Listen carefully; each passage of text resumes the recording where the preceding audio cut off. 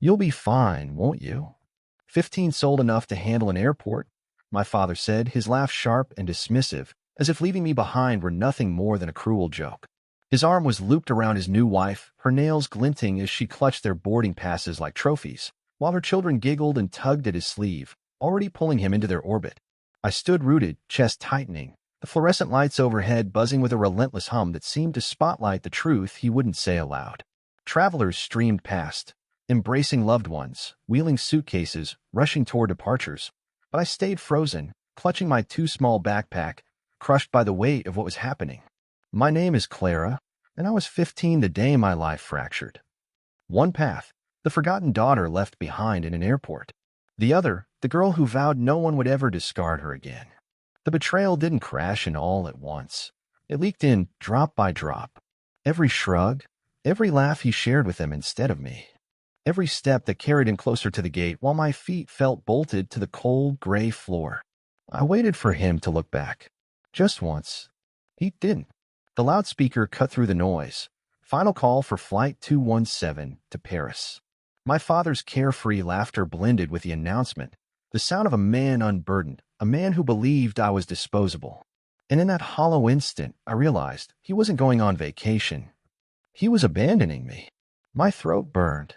The air reeked of cinnamon pretzels and jet fuel, but all I could taste was rejection, the kind that scars deep, that whispers over and over, "You're not enough."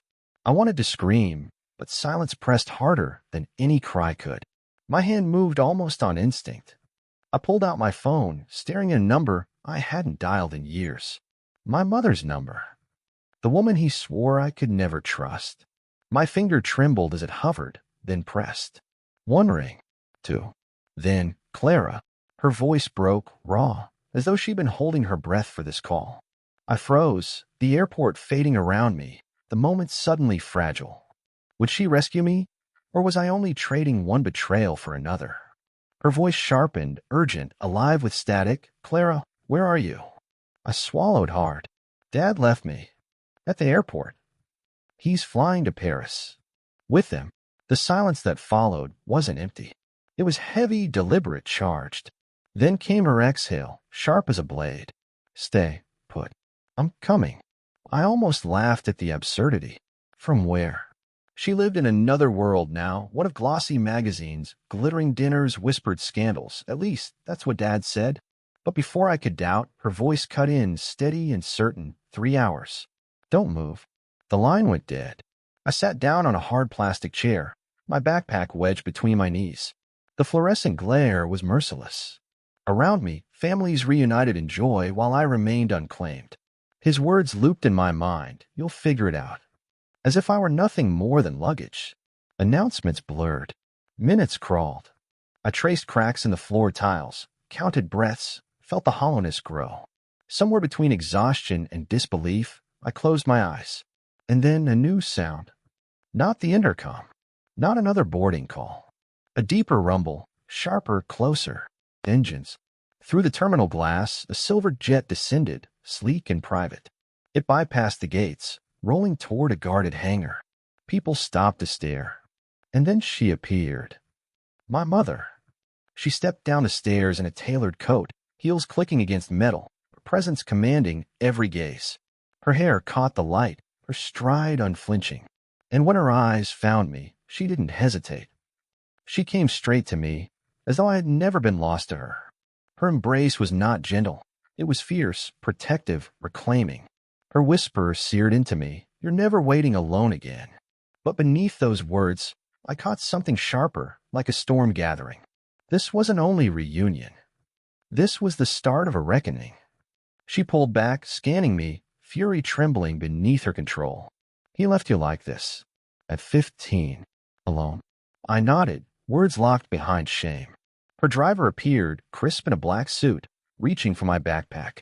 She stopped him. "No. She carries it. It's hers. Not one thing about her will ever be taken again." Her voice cut the air, final and unyielding. We moved through the terminal in silence, every eye fixed on her. She walked as though the ground itself answered to her, as though even the harsh lights adjusted for her presence. I followed, sneakers squeaking, heart pounding, wondering if I had just stepped out of abandonment into a storm even greater. The jet swallowed me in velvet silence, polished wood, leather seats, the faint trace of expensive perfume. I sank into a chair, small and misplaced in this world of power. She sat across from me, legs crossed, gaze sharp. "Clara," she said, voice measured, deliberate. "Your father thinks he can erase me. Erase you. But he's forgotten something." She leaned forward, eyes narrowing like a queen surveying a chessboard. "He has his house, his reputation, even that smug vacation. But all of it, every stone, is built on foundations I helped lay. He's living in a glass castle. And he just threw the first stone." I blinked. "What do you mean?" Her smile was dangerous, not soft. The kind of smile that promised storms. "You'll see." The engines roared, lifting us into a sky filled with secrets. As the runway vanished beneath me, I realized I wasn't just leaving behind an airport. I was stepping into something far bigger. My chest still ached from Dad's betrayal. The bruise wasn't physical, but it throbbed just the same. Yet for the first time that day, I felt a shift inside me. Not comfort, not safety, something else entirely. Power. It unsettled me, sharp and foreign, like holding fire in bare hands. Hours later, the jet landed, not at a bustling terminal, but a private hangar lined with black cars gleaming beneath floodlights. My mother's world was insulated, orchestrated, every detail deliberate. She moved ahead of me, her heels striking the floor like punctuation marks in a story I hadn't yet read. The drive to her estate was like crossing into another reality. Iron gates opened soundlessly. Endless gardens unfurled, manicured and glowing under discreet lights. And then the mansion appeared, rising from the dark like a monument carved from marble and defiance. When I stepped onto the gravel driveway, my sneakers sank slightly, the sound small against the grandeur. I clutched my backpack tighter, the one thing that still felt mine, the only anchor I trusted. Inside, chandeliers burned above polished floors, portraits watched from gilded frames, and rooms looked staged for glossy magazines. None of it dazzled me. Not after what I'd lost. My bedroom at Dad's house had been small, cluttered, imperfect, but it was mine. And now it was gone. "Clara." My mother's voice softened as she guided me into a guest room larger than our old living room.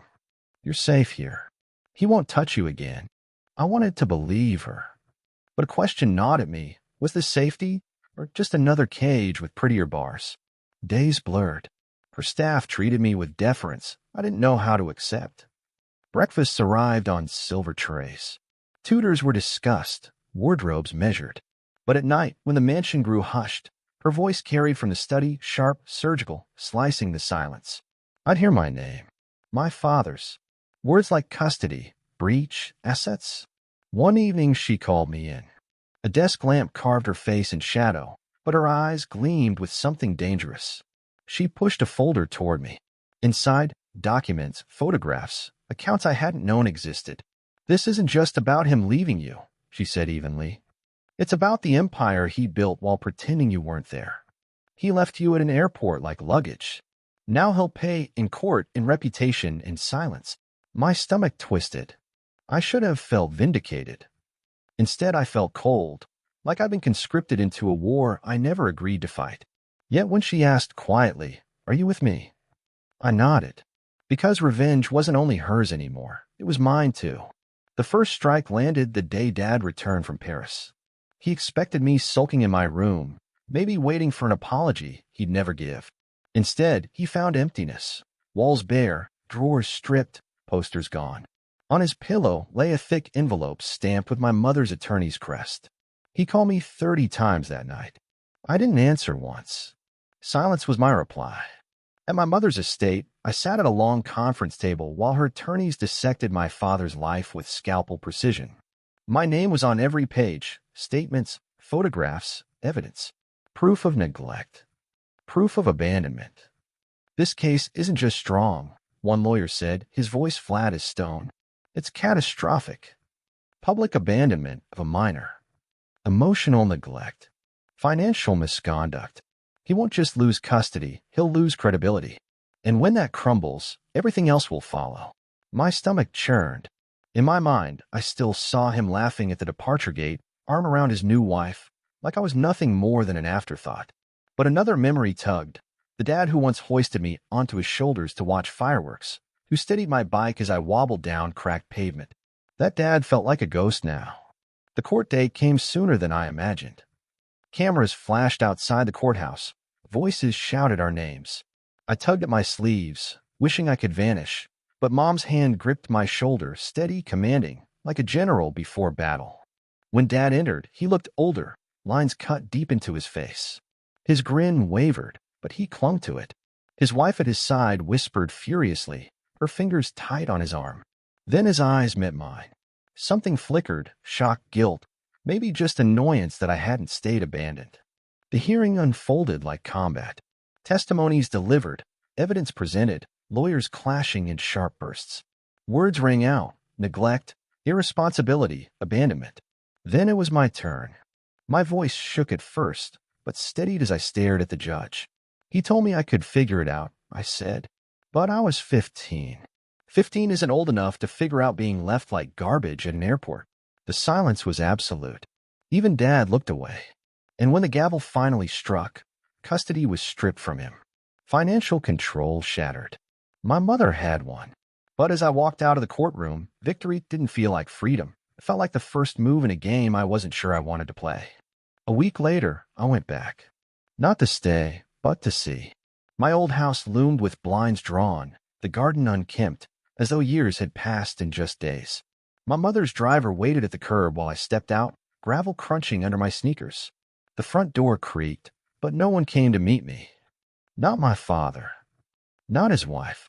Inside, the rooms were hollow, emptied of life. Boxes crowded the corners, photos gone, the air stale, already forgetting. I wandered to my old room, bracing for familiar walls, taped up posters, the desk where I once scribbled dreams. Instead, only emptiness. A scar in the carpet where my bookshelf had stood. On the floor, an envelope, torn and crumpled. My legal notice. The one that told him I was gone. I picked it up, the paper soft from his hands, corners smudged with fingerprints. His emotions were etched in every crease: disbelief, rage, and beneath it all, something he couldn't disguise: fear. Downstairs, I lingered at the dining table where we'd once eaten Friday takeout, me waiting for him to look up from his phone. Now the chairs sat crooked, abandoned mid-movement, as though no one had wanted to stay. The silence pressed in. I thought revenge would taste sweet. Instead, it was bitter, metallic, like blood on the tongue. From the kitchen window, I saw him in the yard, alone. No wife, no kids, no smile. Just a man slumped in a broken lawn chair, head in his hands. Not the smug figure who left me at the airport, but someone unraveling. He didn't see me, and I didn't call out. A voice inside whispered this was part of the plan. Let him live in the silence he once forced on me. Let him face emptiness. But another thought gnawed. Was this enough? Because deep down, I didn't want him destroyed. I wanted him to look at me, to say the words he never had: I'm sorry. Instead, I left without a sound. The click of the door was louder than any scream. 2 nights later came the neighborhood gathering. I hadn't wanted to go, but my mother insisted. Appearances matter, she said. They need to see you not as abandoned, but as untouchable. The hall glowed warm with chatter and clinking glasses. I stood near the back, sparkling water in hand, feeling like a ghost wearing a dress too expensive for my skin. Then he walked in. My dad. Smaller now. His suit hung loose, his wife trailing with a brittle smile. Conversations dipped, whispers rippled. His name once carried weight. Tonight it carried scandal. His eyes found mine. He froze. The air between us snapped tight, electric. Then he moved toward me. Clara, he said softly, almost pleading. Can we talk? Every memory collided inside me. The airport, his laughter, his careless words. But before I could answer, my mother's voice sliced through, calm and sharp. Talk in front of everyone. She stepped forward, lifted a small remote. The projector flickered. Photos lit the wall, me at the airport, time-stamped, grainy but undeniable. Flight records, bank transfers, hotel invoices, all proof of his choice. Yes.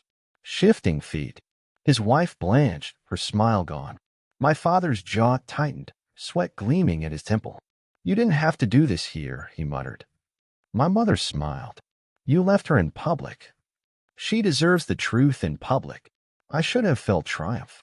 Instead, I felt every gaze pressing down, pity, judgment, curiosity all tangled. My hands trembled, glass clinking. "Dad," I said, my voice carrying farther than I meant. "I didn't need riches or jets or lawyers. I just needed you not to walk away."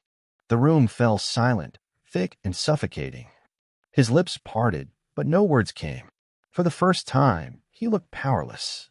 Not because of my mother's evidence, but because of mine. Nothing he could say could erase it. And in that silence, I understood. Revenge wasn't about destroying him. It was about making him feel the emptiness he carved into me. After that night, the world shifted. Neighbors stopped inviting him. Business partners kept their distance. Within weeks, his wife left, taking her children.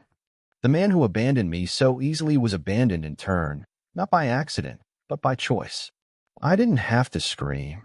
I didn't have to fight. The truth itself was enough. It spread in whispers and headlines until he was left to sit in the ruins of his own making. Meanwhile, my life rebuilt itself. I finished school under my mother's roof, not as her shadow, but as myself. The jets, the marble halls, the polished surfaces were hers, not mine. What was mine was the strength I'd found at 15, when no one showed up for me, and I chose to survive anyway. Months later, I passed his house again. The yard overgrown, shutters broken, windows dark.